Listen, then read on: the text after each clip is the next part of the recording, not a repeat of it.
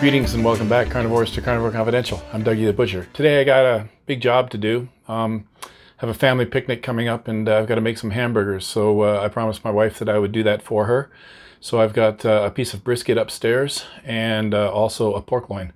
And we're going to slice that up and grind it up and mix it up, make some patties. Come on along for the ride. Stay hungry. See you upstairs. All right, welcome back. Like I said downstairs, I've got a piece of brisket that's been thawing overnight, and I paid $36.91 for that piece of brisket. And I've also got a piece of pork loin that was $5 off at Costco. This was $12.30, so $5 off. Do the math. Cost me $7. So I'm into this for less than $50. And brisket is typically a little bit fatty. But I'm going to leave the majority of the fat on it because there's no fat on the pork loin. All right, so let's get busy.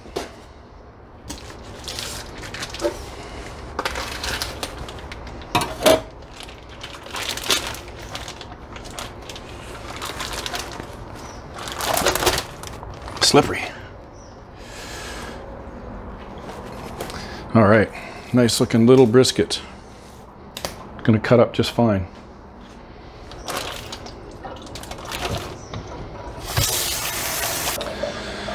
So, to make this easy for my grinder to swallow, I'm going to cut it into small chunks, strips rather, and I'm going to put a little chill on them in the freezer.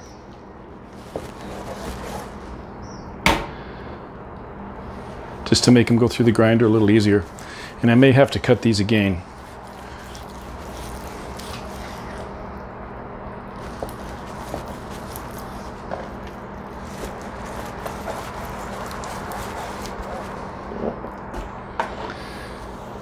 I don't like cutting against myself or away from myself, so I'm going to turn it so I can see what I'm doing.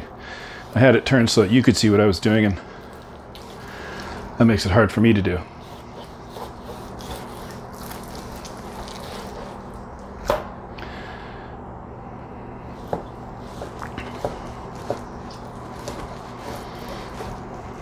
Never fails, eh? I get the meat out and you come upstairs right away. You can smell it.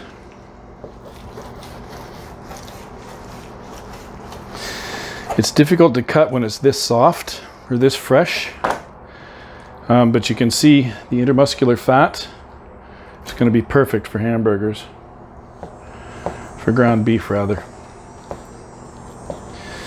And we'll fast forward through the rest of this. You don't need to see this.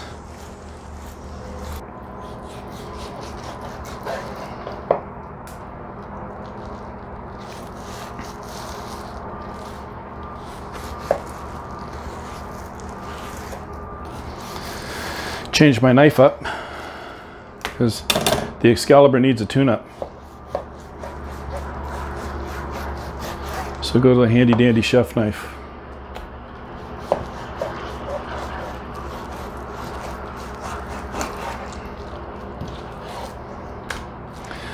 This is the brisket flat, which is very lean compared to the brisket point, which is quite a bit more marbled, which is perfect, again, for ground beef. I know all you brisket smokers out there are probably horrified that I'm cutting this up for ground beef, but believe me, it makes a truly delicious hamburger. And I always like to add that on its own would make a great ground beef patty, but I always like to add pork to my ground beef as well. And I think that's about it. Okay, on to the pork loin.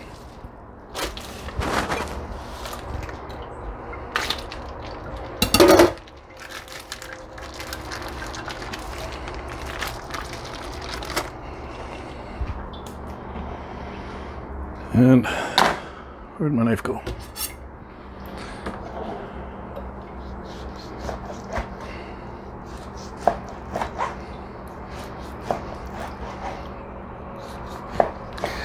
And you get the message. You get the idea, rather. I'm just going to fast forward through the rest of this.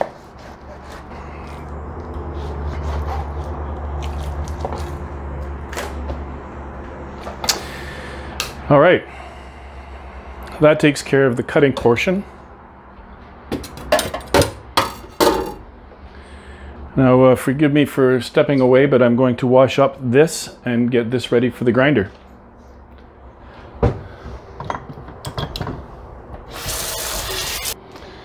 All right, so we're all set up. I've got it cut up. It's been chilling.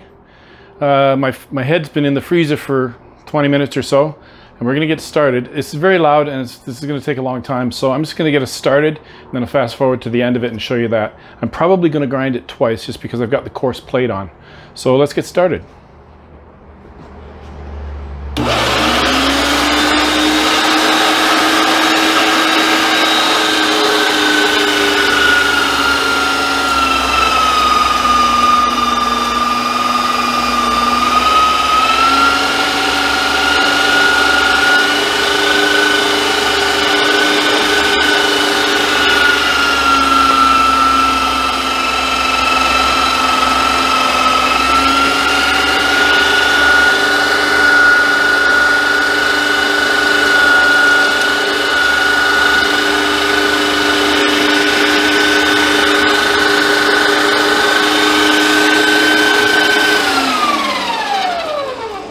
As you can see, I'm alternating bits of beef with bits of pork. So I've already got it kind of pre-mixed.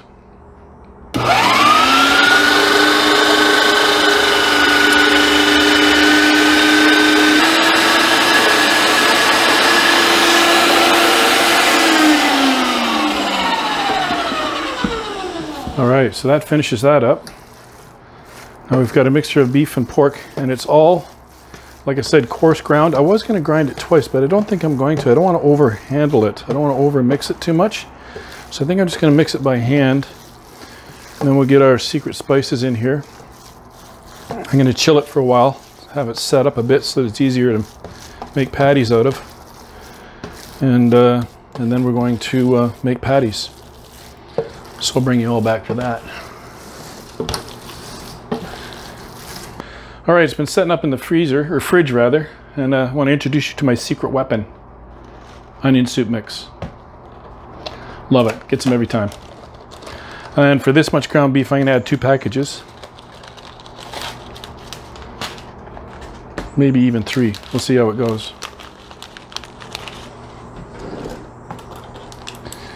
Pretty interested in what I'm doing here, eh, Mama?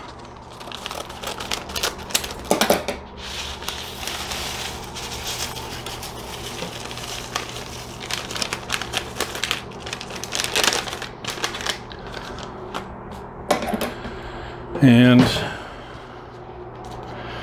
I'm going to add another one just for good measure because I do have a fair bit of meat here. As you can tell, this is an eyeball recipe. I've got panko breadcrumbs as well as a couple of eggs here for binders.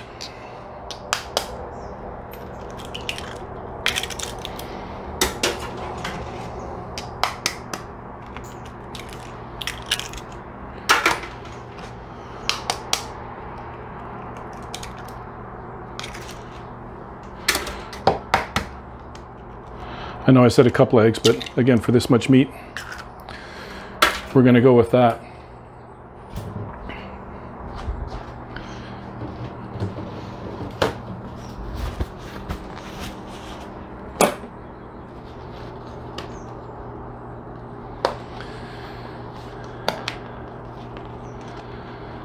Has to be one of my favorite inventions is panko breadcrumbs. I'm not sure where they come from. I'm sure probably Japan, but anyway. Panko is awesome when you use it for, is this a resealable bag? Yes, it is. Panko is awesome when you use it for breading pork cutlets and such.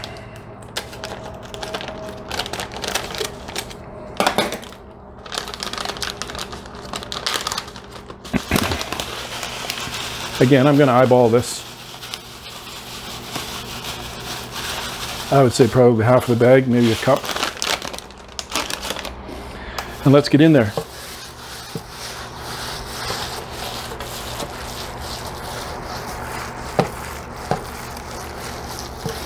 Now I want to put this back in the fridge to set up with the spices in it before we make patties. But we'll give it a good mix first. It smells delicious. I never use onion soup mix to make onion soup. I always use it to make burgers or dips. Onion soup mix in a sour cream makes an awesome dip for chips, or vegetables for that matter, if you're so inclined.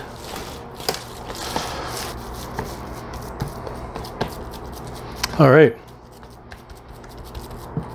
Again, I said I didn't want to over mix it too much, but it's probably too late for that. Anyway, still gonna make awesome hamburgers. Into the fridge. Check back with you later. Okay, so my ground beef and pork mixture has been chilling out in the fridge, just absorbing some of this, the essence of the spices that I put in the onion soup, basically. And what I'm doing is I'm making half-pound patties.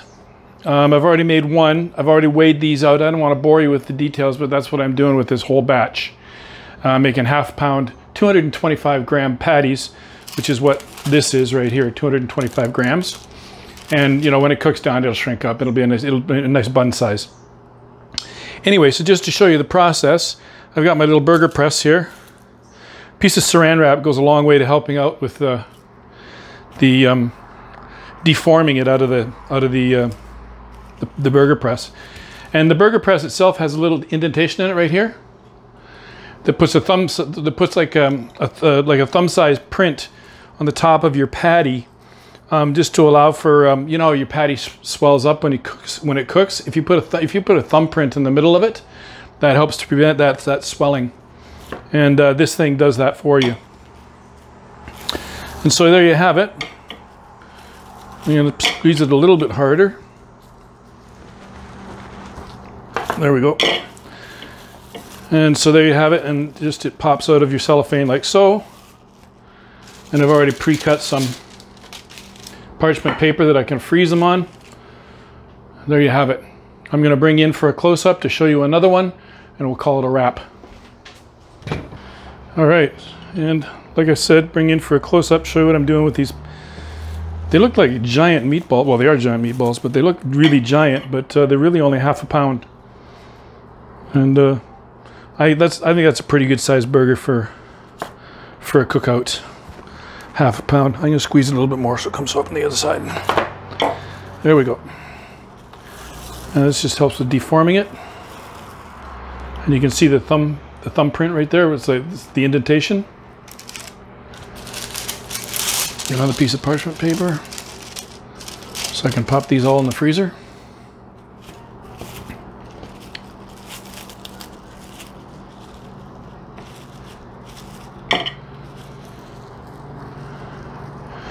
Burger press, by the way, I got from Pampered Chef. Shout out to Pampered Chef. Give me a call if you want me to demo some of your other stuff, but I am not sponsored by. I just happen to use their products, and my sisters and the sister-in-law both sell them.